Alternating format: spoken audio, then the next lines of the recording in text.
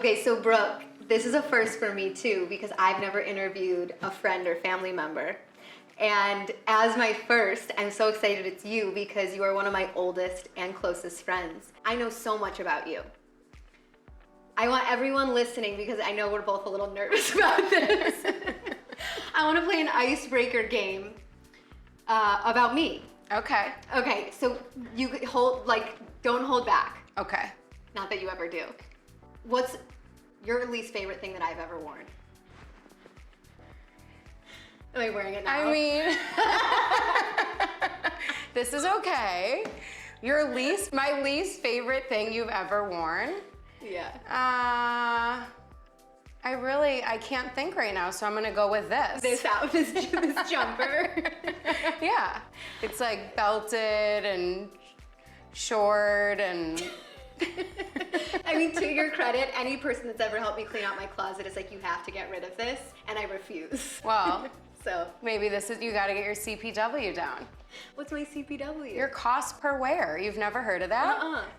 When you buy something, especially when it's expensive, you have to wear it a lot, so you get your CPW down. Oh, I like the CPW. Yes. Okay, what's your favorite thing about me? I love you so much. My favorite thing about Danielle, I mean, you just make everyone feel so special, and you have such a beautiful way of listening to people and asking real questions and genuinely caring what they think.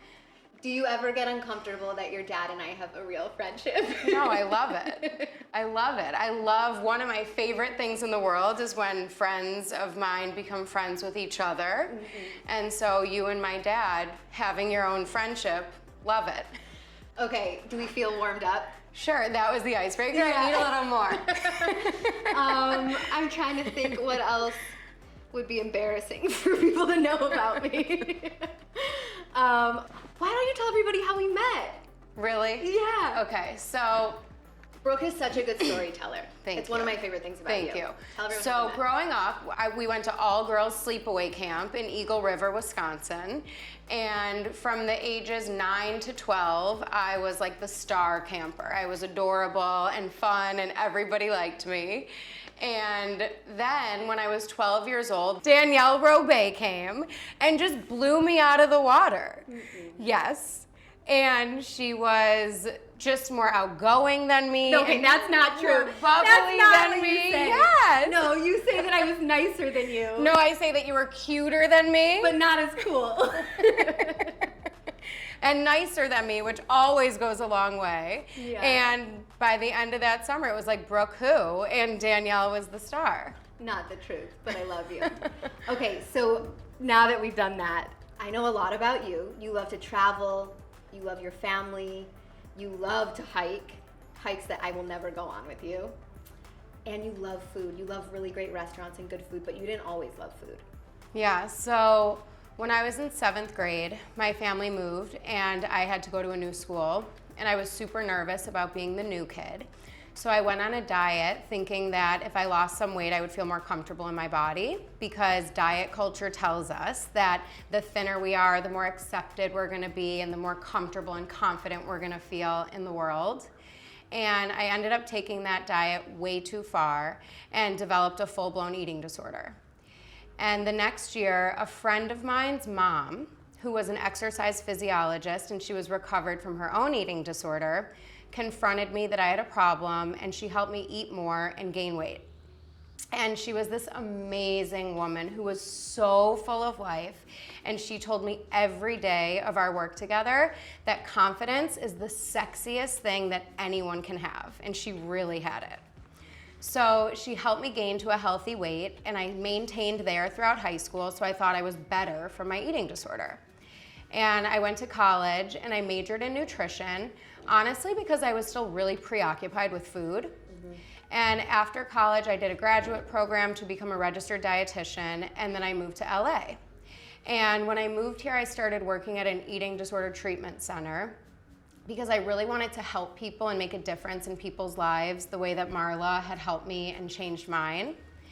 And so I started working at this clinic, and it was interesting because when I got there, I realized that I wasn't fully recovered from my eating disorder, and I was still struggling with disordered thoughts and behaviors around food.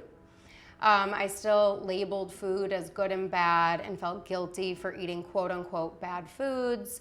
I would never eat bread from the bread basket. It was hard for me to order off a menu as is. And I just kind of thought that these were normal things. And when I started working at the clinic and I saw the way that we taught the patients how to eat, that was the final piece for me to truly heal my own relationship with food. So that was in 2009, and I've been fully recovered since then, and I've been helping other people do the same thing and really heal their relationship with food as well. And did you ever call Marla and tell her? Of course. So Marla was, it was funny because the same way that you're friends with my dad, yeah, I was friends with Melanie's mom. Oh. And so me and Marla had this beautiful connection, and she was just someone that was special to me throughout my whole life. And so when I started working at the eating disorder clinic, I was so proud and excited to call her and tell her that I was helping people the same way she helped me. And it was really sad because she was diagnosed with cancer. And when I spoke to her, she was in the hospital, and she reassured me and said, no one has ever seen anyone do this many push-ups in their gown on the oncology unit floor. I'm here, don't worry, everything's okay. And unfortunately, she took a turn for the worst and ended up passing away around 10 years ago. And I've continued to just live on her legacy and live with the confidence that she taught me and the joie de vivre that she had since then. Well, you really do that. And so anytime I introduce you to new friends that I have, almost immediately, they either say it to your face or they say it to me later, like, how does she have that confidence? Where does it come from? So I think it's nice to hear that you kind of channel Marla in that way. Yeah, it does. From now on, you could tell everybody that. Yep. So when I started this podcast, I talked about the name a lot, Prettysmart, and why I called it that. And it was because I read this book, Beauty Sick, and at the beginning, the author, Dr. Renee Engel, cites this study that 54% of women would rather be hit by a truck than considered fat. Wow. And it's a crazy statistic. When I read it, I mean, you know this, but I definitely struggled with disordered eating. And so when I read that statistic, my heart sunk because if you'd asked me in high school, I think I would have said hit by a truck. Wow. Now, thankfully, I don't have that outlook. But you really teach me, even though I feel recovered, you still teach me a lot. And sometimes you say that my language on like body positivity and food is not always correct. So in this interview, I want to give you free rein to critique me because I might not say things right. Thank you. And it's okay. I mean, I think it's so normalized to talk about food and dieting and bodies through the lens of diet culture. It's so pervasive, and it's really hard to know the quote unquote right thing to say all the time.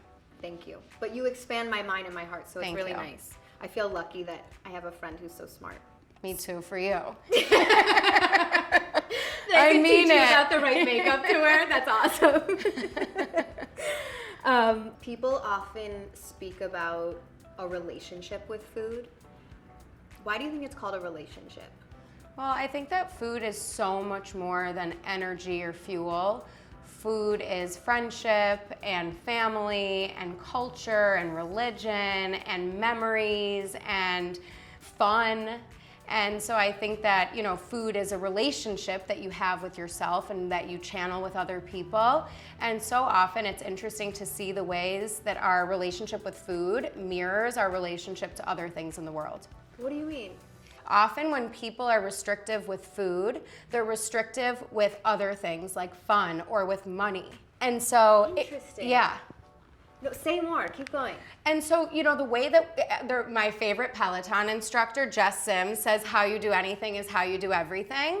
And I love that. Yeah. And it really applies to this as well, that people that are restrictive with food are restrictive with fun or restrictive with really sharing their feelings or restrictive with how they spend money or how they spend their time.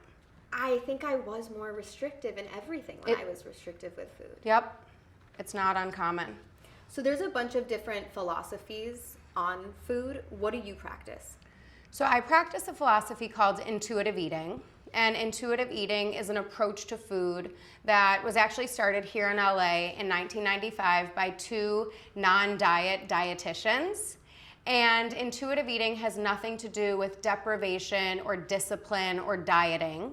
Intuitive eating basically says that we're all born with an internal wisdom to be intuitive eaters. So if you look at a baby, they know when they're hungry, they know when they're full, and they eat when they're hungry and stop when they're full.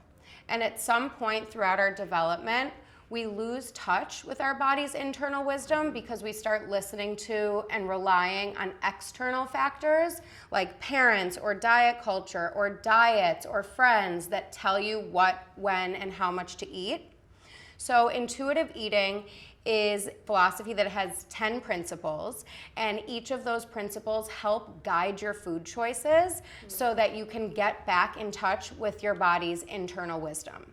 And so intuitive eating, a lot of people think that like if I were to eat intuitively, I would just eat cookies or cupcakes all day and that you would gravitate toward the foods that are the most delicious, but it's not true. Intuitive eating combines your knowledge about food with your instinct and your emotions so that you can really learn about yourself and your body and make the right choices for you. You wouldn't want cupcakes all day. That's Nope. not what your body would crave. Exactly. Yeah.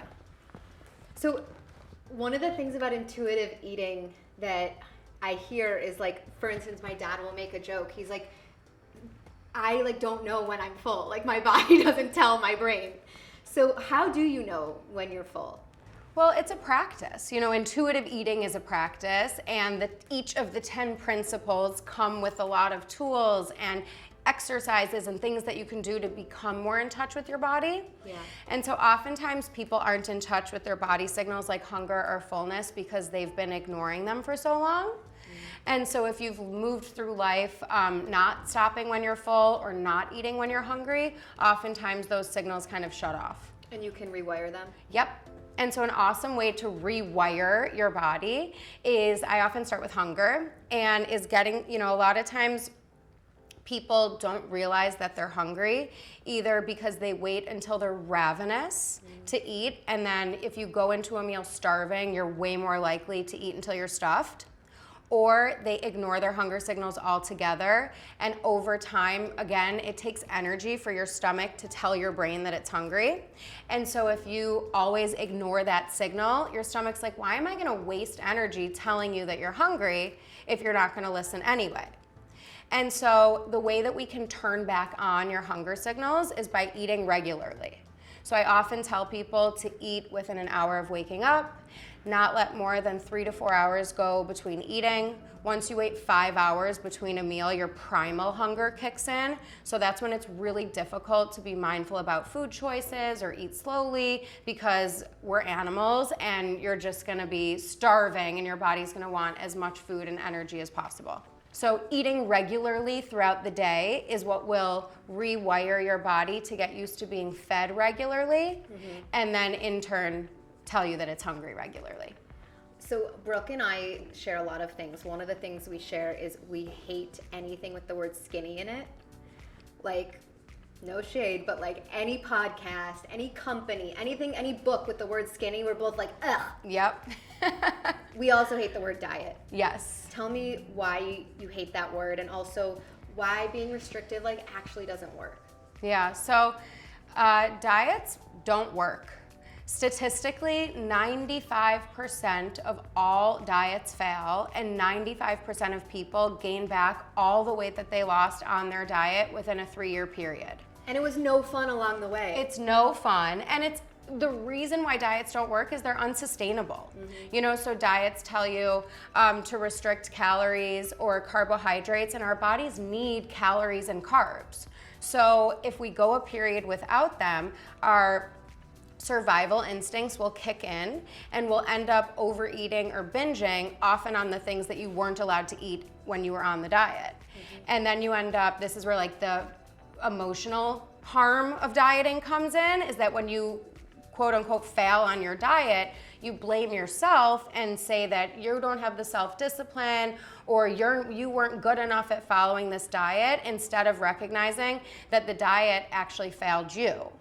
And then people end up going and looking for the next diet. It's like a shame cycle. Exactly. And the answer isn't in finding the next diet, it's in rejecting the idea that dieting is the answer. Have you been on, do you diet? I used to when I was a kid. When did I diet? I remember in 8th grade dieting. And all throughout high school, I was always like, I wouldn't tell anybody, but in my mind, I was counting calories like a crazy person. Wow. And in college. But I actually met somebody in LA, I think 2 or 3 years into being in LA, who was a holistic chef. And she gave me cooking lessons. And it totally changed the way that I perceived food because I'd never fed myself before, which sounds wild. Yeah. But food to me started meaning different things. And so I actually haven't counted a calorie since. I go on a scale once in a while, don't really care. And the quality of my life, I don't even have words for how it has improved my life. It improves everything. It improves everything. Yep. And again, like then that's where you see how your relationship to food mirrors your relationship to life because your relationships get better. You know, your meals out with friends are more fun, vacations are better, everything's better when you're not preoccupied with food. I think back and I'm so bummed that I ever made decisions in my life based on food. Like I would think about vacations and I was like, well, I don't want to go to that place because there's no gym. I can't, all these things you're probably not supposed to share because it's... No, I think that it humanizes it, and I think a lot of people can relate to things like that. Like Right. Danielle and I went to University of Wisconsin, and it's a Big Ten school, and it's so fun to go to the football games. Well, I would go to the gym during football games because it was the time that it was the most quiet, and I could use the equipment that I wanted. Yeah. And looking back on it, it makes me really sad that I didn't participate in that really fun part of college because I was hanging out with my eating disorder. Yeah. Oh, that's interesting. You were hanging out with your eating disorder. Well, and I think it's that I say that a lot with people that I work with, you know, that it's sad to think about the places that we have brought our eating disorders or disordered eating. I brought my eating disorder to camp one summer. I did. And like looking back, it was really sad. Yeah, it is. Yeah, because there was so many fun s'mores and things that we did at camp around food that I wasn't able to be a part of. Mm-hmm. I brought mine to camp one year too. I would never eat the grilled cheese. I missed out. It was delicious. Okay, so this was really interesting. The research says that between ages 5 to 9, 40% of girls say they wish they were thinner. 1/3 of 3rd grade girls report that they are always afraid of becoming fat.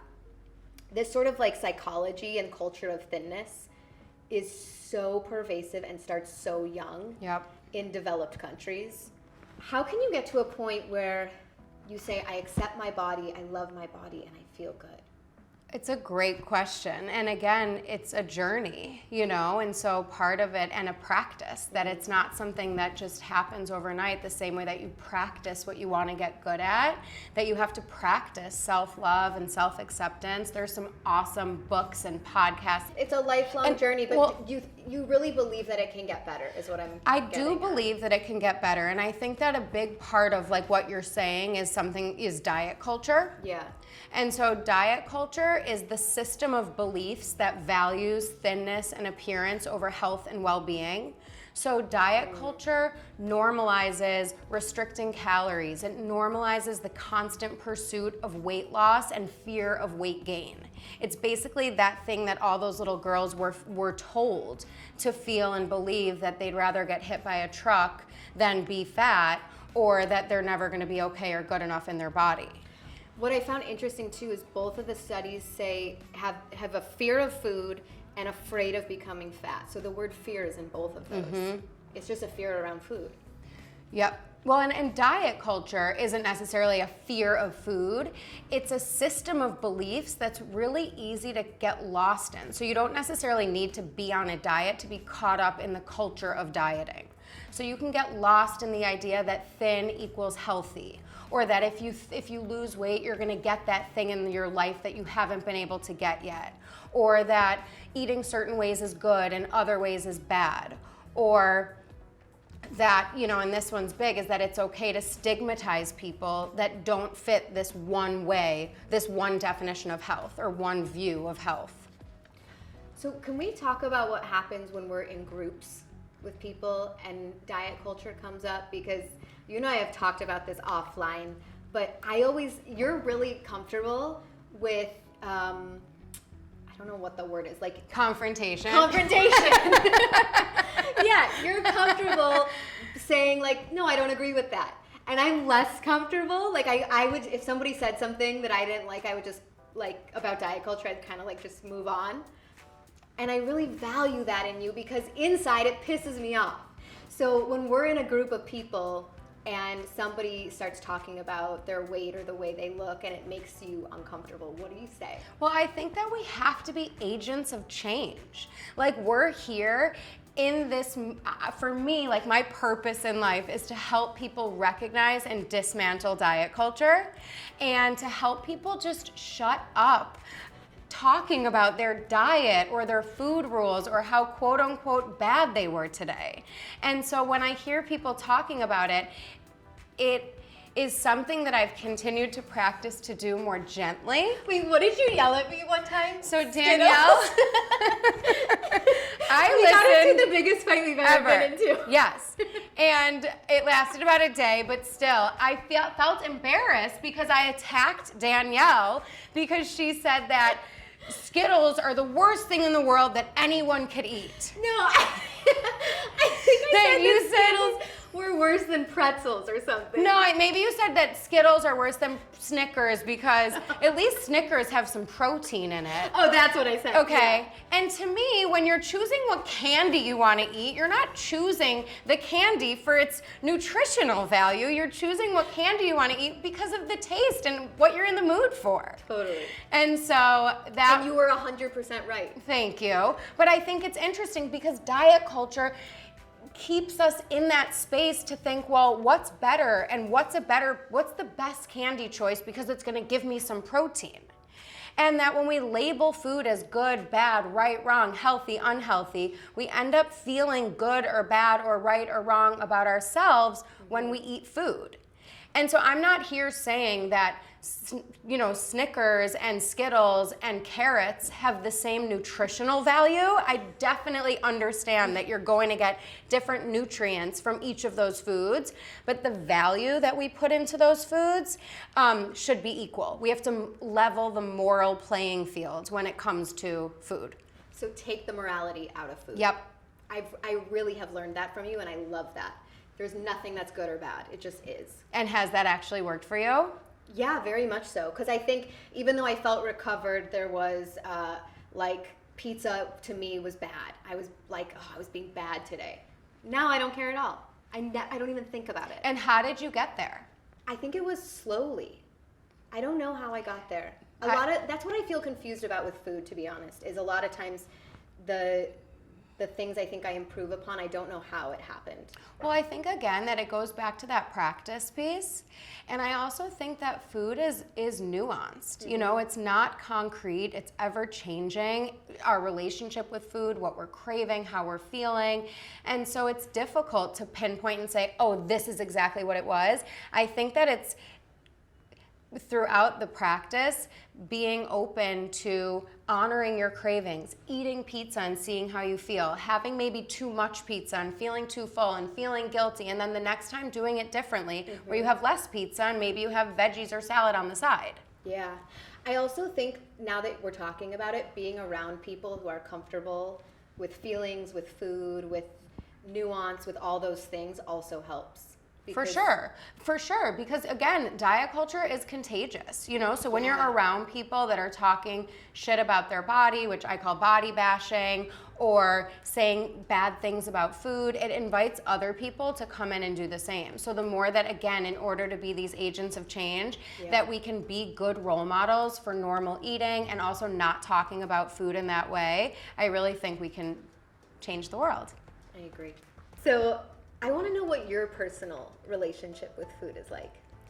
I'm an intuitive eater. Okay. I eat when I'm hungry, for the most part. I eat when I'm hungry. I stop when I'm full. I pay attention to honoring my cravings, again, because if I don't eat what I want, I just never stop thinking about that food. Right. I don't cut anything out of my diet, again, because I struggled with my eating disorder. If I cut out bread, for example, I'm just dreaming and obsessing about bread. And so I also trust my body. I trust that my body is going to ask for what it needs, and I trust that my body knows what to do with the food that I give it. So I'm an intuitive and natural eater, and sometimes I overeat, and sometimes I eat emotionally, and also I trust my body, so I know that that's okay sometimes. Do you ever have feelings of disordered eating that creep back in? I sometimes will have a day where I don't feel great in my body, but I don't act on it. And in terms of disordered thoughts around food and what I'm eating, not really, because again, I know that I can trust my body. What do you think are 3 pragmatic changes? Wait, can I interrupt for 1 second? Yeah. I just remembered the worst outfit you've ever worn. Well, now you have to tell us. So what's it tell me? Okay, so one night, I'm scared. it was no! This is the worst outfit I've ever worn. So one night we went to dinner, a group of friends. We went to Craig's, and Craig's is this really happening place in West Hollywood, and it was a Thursday night and so fun. By the way, Thursday night at Craig's, like George Clooney's been there. It's like so cool. Yeah, it's a really fun LA moment. And Danielle shows up wearing a skirt, like a tight little skirt. Like a leather mini skirt. Were you wearing a blazer? Yeah. And running shoes. Wait, first of all, they weren't running shoes. They were like sneakers. Okay, and it looked like Danielle was on break at work and like power walking around the neighborhood. Our friend AJ said I looked like I was in HR. Yeah, and we changed her name to Donna from HR for the rest of the night. Years later, I still haven't lived. You're right, that is by far the worst outfit I've ever worn. Yes. That's mortifying. Okay, back to food.